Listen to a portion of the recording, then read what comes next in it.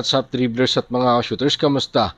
Kamusta po kayo? Ano nga ba ang plano ni Coach Jimmy Alapag kay Robert Bolick? Yan ang ating alamin sa bidyong ito. Ginebra, San Miguel, may bago ng ipaparadang import na pansamantalang papalit kay Justin Hoypee Brownlee. Tara, pag-usapan talakayin natin yan sa bidyong ito matapos po ako maglambing sa inyo ng isang like, share, comment down below, and don't forget to subscribe and hit that notification bell button para lagi po tayong updated sa ating pong mga video at lahat po ng ating shoutout ay nasa dulong bahagi lang po ng bidyong ito. Sa pagpasok nga po ng PBA Governors Cup, bago ang head coach ng NLEX Road Warriors mula sa NBA at ang dating Gilas Pilipinas guard at former developmental coach ng Sacramento Kings na sa NBA na si Coach Jimmy Alapag. Excited nga daw po si Jimmy Alapag na makabalik sa PBA as NLEX head coach at excited din si Coach Jimmy Alapag na makatrabaho makasama ang isang Robert Bolick sa NLEX. Sinabi nga po ni Coach Jimmy Alapag na isa ng dating elite guard itong si Robert Bolick. Narito po mga sinabi ni Coach Jimmy Alapag kay Robert Bolick sa ulat ni Roberto ng Spin.ph.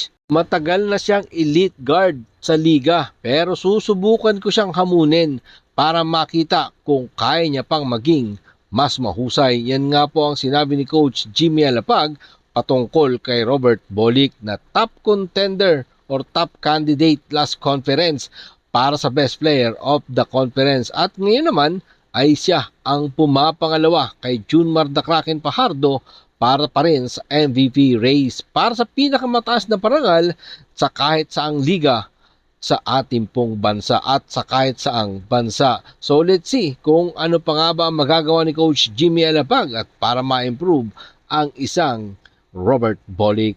Narito naman po at pag-usapan natin ang Barangay Ginebra, San Miguel. Sinabi nga daw po na mapagkakatiwala ang source ng tiebreaker time na nakakuha na ng panibagong import ang Barangay Ginebra, San Miguel habang nagpapagaling pa ang kanilang resident import na si Justin Hoypee Brownlee. At yan ay mismong kinumpirma nga po ni Coach Tim Cone kagabi lamang po yan. Sinabi nga po ni Coach Tim Cone na excited na siyang mag-work sa kanyang bagong import at lalo na sa buong kupunan. Narito po mga sinabi at naging pahayag ni Coach Tim Cone sa ulat ni Justin Bacnis ng Tiebreaker Time. Siya ay isang 26 years old na merong malawak na karanasan sa NBA G-League at may matinding rekomendasyon na nagmula sa kanyang mga naging coach doon. Sasabak na kaming magtrabaho or nasasabik na kaming magtrabaho kasama siya. Yan nga po mga sinabi ni Coach Tim Cone. Base po yan sa ulat ng Tiebreaker Time. So let's see and wait kung papaano nga ba magtrabaho ang bagong import ng Barangay Ginebra, San Miguel. Kung siya nga ba ay kayang pantayan na nagawa ng veteran import, resident import ng Barangay Ginebra, San Miguel at ngayon nga po yung naturalized player ng ating national team na si Justin Hoypee Brownlee. Maraming salamat po sa inyong panonood. Naman po ang inyong maging opinion. Pag-usapan natin yan dyan sa comment section. Ingat and God bless everyone. Adjourn, pero katulad po ng ating nakagawian bago po natin tapusin ang ating video. Shoutout po kina